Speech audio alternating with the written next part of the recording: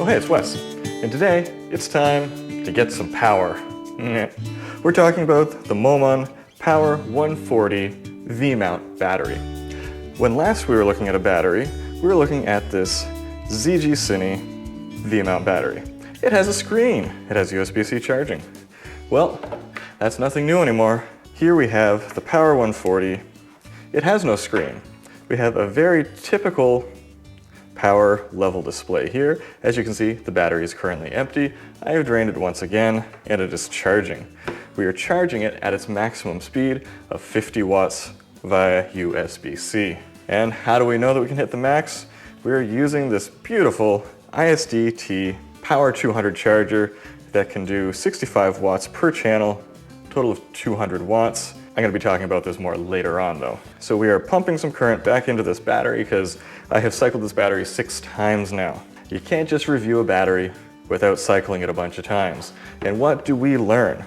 Well, let's go through the features and the build of this battery, and then we'll get into how it has performed. Number one, again, there is no screen on this battery. We don't get any advanced metrics, but we didn't really get advanced metrics on the ZG Cine battery either. Just a display that shows us a percentage. A percentage that wasn't super reliable, but does give you a great idea of how much power is in the battery. Here, our power level is much more generic. We've got 4 bars, some of them blink. And we also have a very similar size. The Moman is actually a tiny bit smaller, even though this is a 99 watt-hour battery, and this is supposed to be a 140 watt-hour battery. That is very compact. And if we come around to the side here, we see we have USB-C, we have USB-A, and of course, as necessary, we have a D-tap port. On the bottom, of course, we have the V-mount contacts and a metal V-mount connector here. The build quality of the battery is actually quite good. Of course, it's plastic, but it is extremely rigid plastic. This is a very, very hard battery.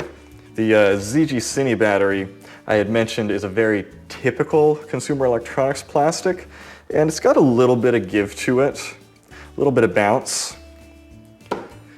I wouldn't say this is a bad build quality, but I would say that this is incredibly hard, and so that's nice. This is something I would expect from a more professional product.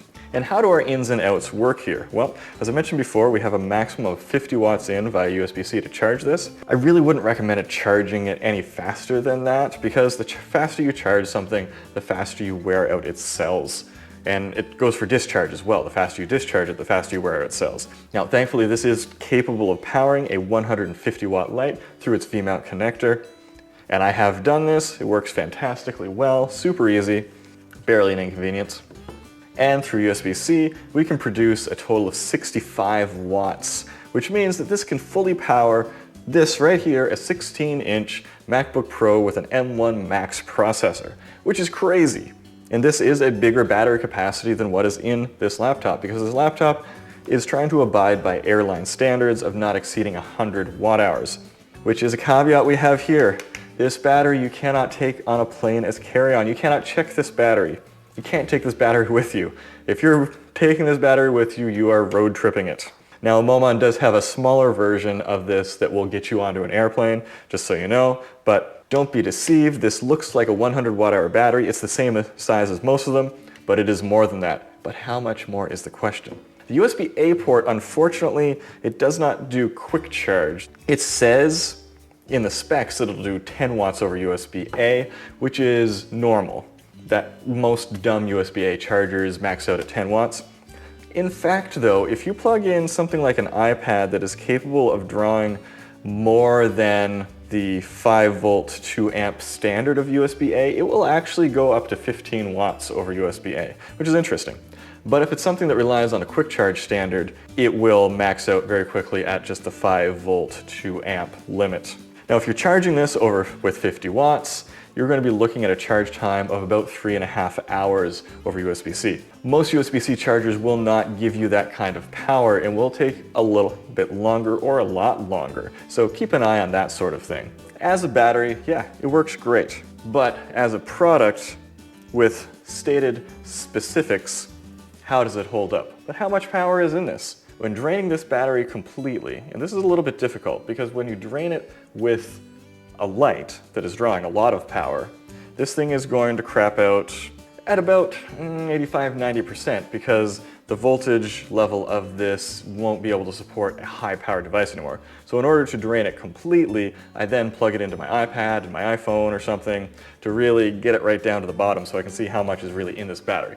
After charging this multiple times, the recharge cycle drew 144 watt-hours, which on the face of it sounds like this has more than 140 watt-hours. But there are efficiency losses with the charge controllers and so forth. But what you actually get out of it is less than that. You'd be looking at about 10% of losses, so 144 would actually be looking at about 130 watt-hours of overall capacity. And that matches up loosely with what I observed, which is actually outputting a total of about 130 watt-hours on the other end in a measured output. Man, it takes a long time to measure this sort of thing. Is it a full 140 watt-hours? Unfortunately, it does not seem to be. But I have to point out once again, this is still clearly more than 99 watt-hours in the same form factor, in which case the deciding factor here for us is going to be pricing. So let's have a look at the pricing compared to other batteries. So for a typical, very low cost, 95 to 100 watt-hour battery, you can get, say, a Neewer for about $100. Do I trust Neewer to make a good battery? I don't know. I have not reviewed it. Now, GVM, a light maker, will provide you with a 95 watt-hour battery for $125. But again, these are lower capacity batteries to this. Then we have the ZG Cine, which gives you a nice beautiful screen and so forth, about the same size for $170. We're getting pretty close in price for no extra capacity. And then if we go up a little bit in capacity, you can get a juice box, 150 watt-hour battery for $180, but that is only going to give you basic USB functionality. And for me, the USB-C functionality on this is incredibly key. I feel like all these batteries should have this, bar none, from here on out, especially for creators who are, going around doing things on the road, one-man band sort of thing. Now, like say on a movie set or something where these are just going to be swapped out constantly one after the other, not that important, but for a lot of people these days, the USB-C functionality, both for charging and discharging, is incredibly important. So like something like the juice box won't give you that. So where do we get the USB-C here? Honestly, as far as I can tell, we have to go all the way up to the Watson Pro Mini Gold battery, 144 watt-hour, same ballpark. We're looking at $300. That is 50% more in cost for this battery.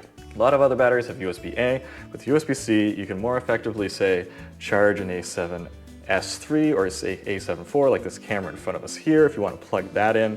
Or again, find an easy way of recharging this, because I can take this battery and I can recharge it using my MacBook charger, which is fantastic. Or I can use this crazy charger, or I could even just trickle charge it using a regular phone charger over USB-C. That is incredibly convenient. You can charge this anywhere. And so as best I can tell, this thing beats the competition by about 50% for a battery that is clearly more than 100 watt-hours and has all those sorts of features. Now sure, it would be great to have a little more data going on with this battery, like this thing has a little more, but it's just a percentage. The screen is a little bit wasted because of that. I want to see a few more metrics than that. And if we look real close, as we know, a lot of things are not actually manufactured by the company that we're looking at.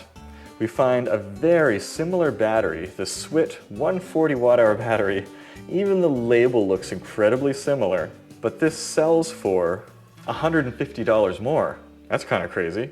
We have the same specs. We've got 150 watt 12 amp output, 65 watt USB-C, same everything. The battery looks exactly the same. Are they using the same OEM? Probably. Is Moman using something cheaper in here, cheaper cells? I can't say that for certain because I've charged this multiple times and it's still holding a charge very, very well. I will update you down in the description and in the comments below with a pinned comment if it does turn out that the capacity on this takes a dive after say 10 or 20 charges. so that you guys can know about that. Let me know what you think about this. Normally at this point in the review, I would be taking apart the battery to see how well weather sealed it is and so forth, but once you take out the only screws on this, there's one more screw, and it appears that this might be glued or snapped shut, and I would have to probably break this to get it open. And I'm not a fan of breaking things that have large lithium-ion cells inside of them, so that's unfortunate. This mostly lives up to its claims. Let me know if you have any questions down below, and I'll get back to you on that. But until next time, stay charged, go take some photos and videos.